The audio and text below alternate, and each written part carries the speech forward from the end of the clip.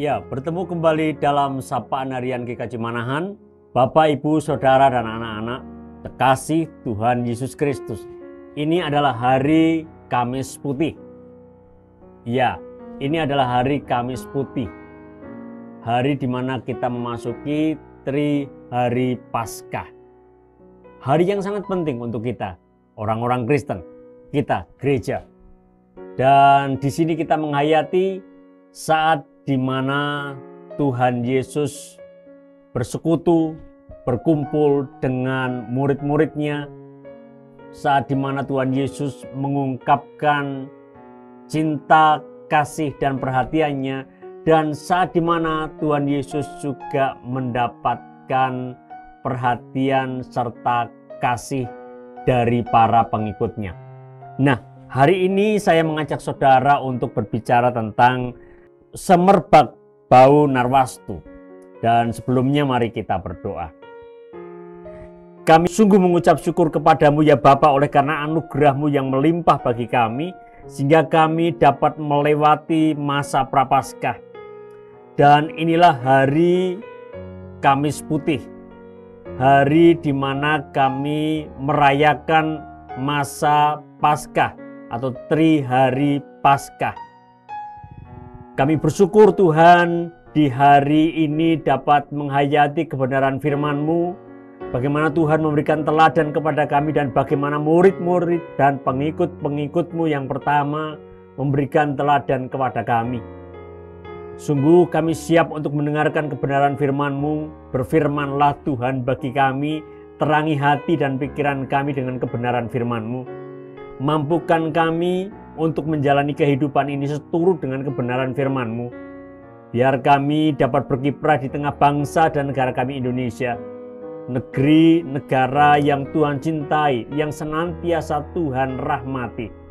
Syukur bagimu Tuhan atas penyertaan-Mu, pertolongan-Mu bagi para pemimpin bangsa dan negara kami di berbagai tatarannya.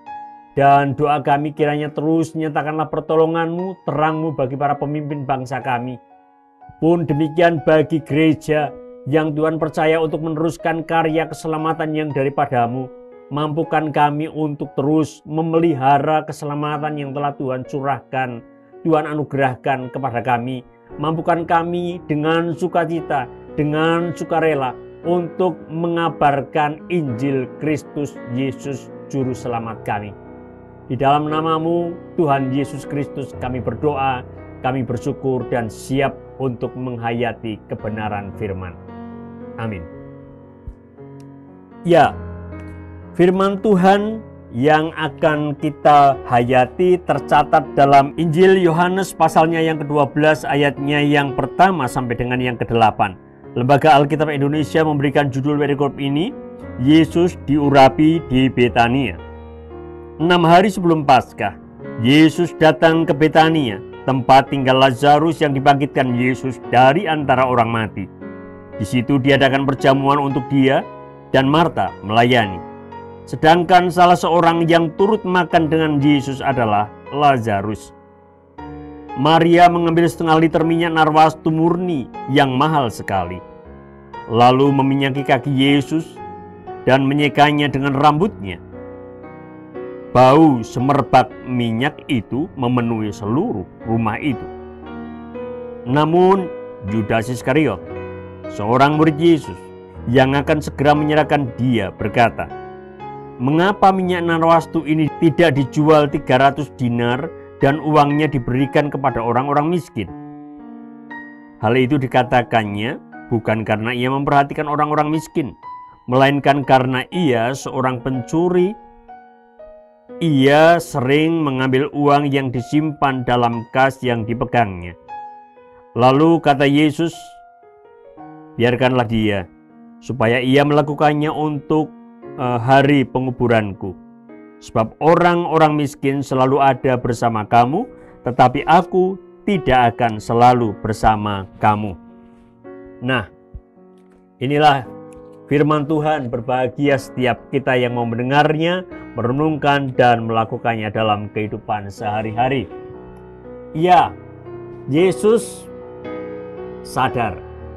Yesus tahu sebentar lagi dia akan mati. Sudah tahu, sebentar lagi dia akan mati. Ya, dan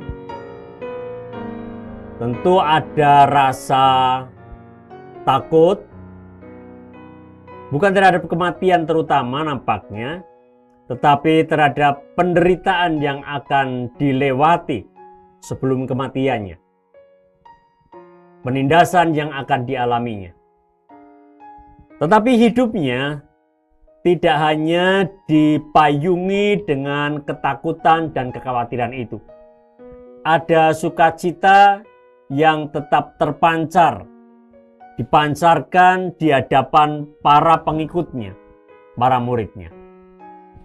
Dan tentu kita bisa melihat bagaimana Tuhan Yesus merasakan sukacita saat ia tahu apa yang dilakukan oleh Maria, pengikutnya. Ya, Maria menuangkan minyak narwastu, mahal harganya 300 dinar paling tidak menurut persepsinya Yudas Iskariot. Dan ini sesuatu yang luar biasa yang dilakukan oleh Maria. Karena cintanya kepada Tuhan Yesus Kristus, karena kasihnya kepada Tuhan Yesus Kristus, ia memberikan yang terbaik. Minyak narwastu. Harganya mahal. Apakah karena dia kaya? Belum tentu. Barangkali dia nabung untuk bisa membeli minyak narwastu itu, untuk diberikannya kepada Tuhan Yesus, gurunya yang disayanginya, yang dikasihinya. Ini yang menarik. Selanjutnya yang menarik juga adalah apa yang dilakukannya. Biasanya untuk pengurapan yang diurapi adalah kepala, bagian terhormat dari kehidupan atau dari bagian tubuh manusia. Bagian yang dimuliakan adalah kepala, sementara kaki adalah bagian yang hina. Yang dilakukan oleh Marta dengan minyak narwastunya adalah menuangkannya di kaki Tuhan Yesus. Yang terbalik, yang luar biasa dilakukan oleh Maria selanjutnya adalah setelah menuangkan minyak narwastu, biasanya orang menyekanya, mengelapnya dengan kain, tetapi Maria menyekanya dengan rambutnya. Rambut adalah bagian tubuh yang sangat berharga. Dipakai untuk menyeka, mengelap bagian tubuh Tuhan Yesus yang paling hina, kakinya. Inilah yang dilakukan. Secara spontan Maria melakukannya. Inilah bentuk spiritualitas, spontanitas Maria yang luar biasa. Ketika dia akan menyambut kematian Tuhan Yesus Kristus. Dan Tuhan Yesus Kristus mengapresiasi apa yang dilakukan oleh Maria.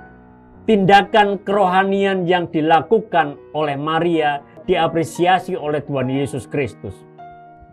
Sehingga seluruh ruangan di dalam rumah itu menjadi wangi karena semerbak narwastu.